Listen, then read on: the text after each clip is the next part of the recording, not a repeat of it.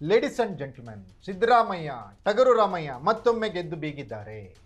Budget Siddaramaiah ಮಂಡಿಸಿರುವ 2026-27ರ budget ಖಾಲಿ ಚೊಂಬು ಅಂತ ಏನು ಪ್ರತಿಭಟನೆ ಮಾಡಿದ್ರು ಬಿಜೆಪಿಯವರು, ಅವರಿಗೆ ತಮ್ಮ ಅಂಕಿ ಅಂಶಗಳ ಮುಖಾಂತರ ತಿರುಗೇಟನ್ನು ಕೊಟ್ಟಿದ್ದಾರೆ. ಇದು ಖಾಲಿ ಚೊಂಬು ಅಲ್ಲ, ಇದು ತುಂಬಿದ ಕೊಡ ಅನ್ನುವಂತೆ ಸಿದ್ದರಾಮಯ್ಯ ಗೆದ್ದು ಬೀಗಿದ್ದಾರೆ. ಅವರ ಆರ್ಥಿಕ ನೀತಿ ಯಶಸ್ವಿಯಾಗಿದೆ, ಪರಿಣಾಮ ತಂದಿದೆ. ಅಂಕಿ ಅಂಶಗಳ ಸಮೇತ ಬಿಗ್ ಸ್ಟೋರಿಯಲ್ಲಿ ನಾನು ಹೇಳ್ತೀನಿ. ನೆಲ ಜಲ ಭಾಷೆಗಾಗಿ ಪ್ರಾಮಾಣಿಕ ಪತ್ರಿಕೋದ್ಯಮ, ನಾನು ಹೇಮ.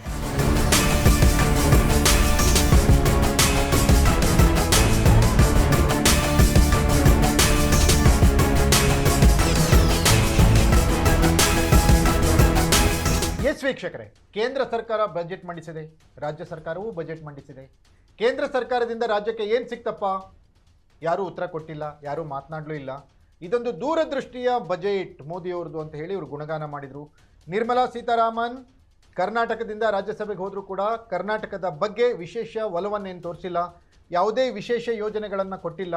ವಿಶೇಷವಾದಂಥ ಕಾಳಜಿ ಕರ್ನಾಟಕಕ್ಕೆ ಕೇಂದ್ರ ಸರ್ಕಾರದಿಂದ ಸಿಕ್ಕಿಲ್ಲ.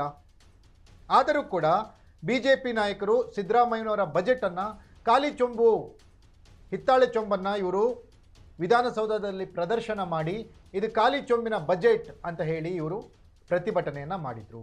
ಈ ಪ್ರತಿಭಟನೆಗೆ ಸೂಕ್ತ ತಿರುಗೇಟನ್ನು ಕೊಟ್ಟಿದ್ದಾರೆ ಸಿದ್ದರಾಮಯ್ಯನವರು. ಇದು ಖಾಲಿ ಚೊಂಬಿನ ಬಜೆಟ್ ಅಲ್ಲ, ಇದು ತುಂಬಿದ ಕೊಡ, ತುಳುಕದೇ ಇರುವಂತಹ ಬಜೆಟ್. ಈ ಬಜೆಟ್ನ ಅರ್ಥ, ಆಳ, ಅಗಲವನ್ನು ನೀವು ತಿಳಿದುಕೊಳ್ಳಿ. ಎಷ್ಟು ಈ ಬಜೆಟ್ನ ದೂರದೃಷ್ಟಿ ಇದೆ ಅನ್ನೋದನ್ನು ತಿಳಿದುಕೊಳ್ಳಿ. ಅಂಕಿ ಅಂಶಗಳ ಸಮೇತ ತಿರುಗೇಟನ್ನು ಕೊಟ್ಟಿದ್ದಾರೆ ಸಿದ್ದರಾಮಯ್ಯನವರು.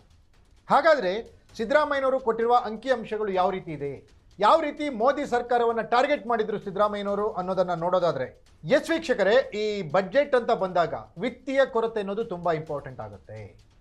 ವಿತ್ತೀಯ ಕೊರತೆ ಕೇಂದ್ರ ಸರ್ಕಾರದ ಬಜೆಟ್ನ ನಂತರ 2026-27 4.2% ವಿತ್ತೀಯ ಕೊರತೆ ಕೇಂದ್ರ ಸರ್ಕಾರದ ಬಜೆಟಲ್ಲಿದ್ದರೆ, ರಾಜ್ಯ ಸರ್ಕಾರದ ಬಜೆಟ್ನ ವಿತ್ತೀಯ ಕೊರತೆ ಕೇವಲ 2.65ನಷ್ಟಿದೆ.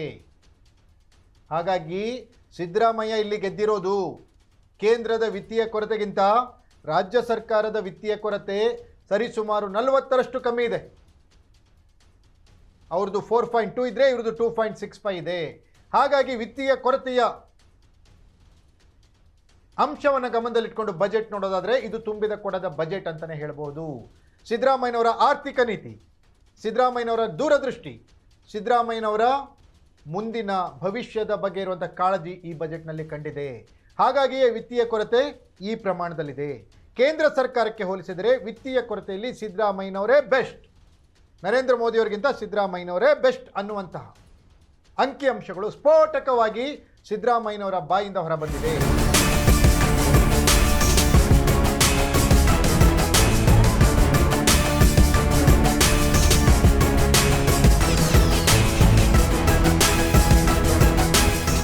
ಇನ್ನು ಎರಡನೇದಾಗಿ, ಕೇಂದ್ರ ಸರ್ಕಾರದ ಕಳೆದ ಬಜೆಟ್ಗೂ ಮತ್ತು ಈ ಬಜೆಟ್ನ ತುಲನೆ ಮಾಡಿದಾಗ ಕಳೆದ ಬಾರಿಯ ಗಾತ್ರ, ಈ ಬಾರಿಯ ಗಾತ್ರ, ಕೇಂದ್ರ ಸರ್ಕಾರದ ಬಜೆಟ್ ಮತ್ತು ರಾಜ್ಯ ಸರ್ಕಾರದ ಬಜೆಟ್ 2026-27 ಇದನ್ನು ಕಂಪೇರ್ ಮಾಡಿದಾಗ ಕಾಣುವಂತಹ ಮಾಹಿತಿ ಏನಪ್ಪ ಅಂದರೆ, ಪ್ರಮುಖವಾದಂಥ ಮಾಹಿತಿ, ಕೇಂದ್ರ ಸರ್ಕಾರದ ಗಾತ್ರ ಹೆಚ್ಚಾಗಿರೋ ಗಾತ್ರ ಎಷ್ಟಪ್ಪ ಅಂದರೆ 5.6. ಅದೇ ರಾಜ್ಯ ಸರ್ಕಾರದ್ದು 9.6% ಗಾತ್ರ ಹೆಚ್ಚಾಗಿದೆ, ಬಜೆಟ್ನ ಗಾತ್ರ ಹೆಚ್ಚಾಗಿದೆ. ಹಾಗಾಗಿ ವಿತ್ತೀಯ ಕೊರತೆ, ಬಜೆಟ್ ಗಾತ್ರ ಎರಡರಲ್ಲೂ ಕೇಂದ್ರ ಸರ್ಕಾರ ಕರ್ನಾಟಕ ಸರ್ಕಾರದ ಅಕ್ಕಪಕ್ಕದಲ್ಲೂ ಇಲ್ಲ. ಅರ್ಥವ್ಯವಸ್ಥೆಯ ವಿಚಾರವನ್ನು ತಿಳಿದುಕೊಂಡು ದಾಖಲೆ 17 ಬಜೆಟನ್ನು ಮಂಡಿಸುವಂಥ ಸಿದ್ದರಾಮಯ್ಯನವರು ಮಂಡಿಸಿರೋ ಬಜೆಟ್ ತುಂಬಿದ ಕೊಡ ಅಂತ ಹೇಳೋದಕ್ಕೆ ಇದಕ್ಕಿಂತ ದಾಖಲೆಗಳು ಬೇಕಿಲ್ಲ ಅನಿಸುತ್ತೆ. ಹಾಗಾಗಿ ವಿಪಕ್ಷಗಳ ಖಾಲಿ ಚೊಂಬು ಹೇಳಿಕೆಗೆ ಸಿದ್ದರಾಮಯ್ಯನವರ ಅಂಕಿಅಂಶಗಳು ಉತ್ತರ ಕೊಟ್ಟಿದ್ದಾವೆ. ಈ ಮಾಹಿತಿಗಳು ಈಗ ಸೋಷಿಯಲ್ ಮೀಡಿಯಾದಲ್ಲಿ ಸಖತ್ ವೈರಲ್ ಆಗ್ತಾ ಇದ್ದಾವೆ. ಹಾಗಾಗಿ ಕೇಂದ್ರ ಸರ್ಕಾರದ ಬಜೆಟ್ಗಿಂತ ಸಿದ್ದರಾಮಯ್ಯ ಮಂಡಿಸಿರುವ ರಾಜ್ಯ ಸರ್ಕಾರದ ಬಜೆಟೇ ಶ್ರೇಷ್ಠ ಅನ್ನುವಂಥ ಮಾತು ಈಗ ಆರ್ಥಿಕ ತಜ್ಞರಿಂದಲೂ ಕೇಳಿ ಬಂದಿದೆ. ಇದಾಗಿತ್ತು ಬಿಗ್ ಸ್ಟೋರಿ. ನೆಲ ಜಲ ಭಾಷೆಗಾಗಿ ನೋಡ್ತಾ ಇರಿ ಫೋಕಸ್ ಟಿವಿ.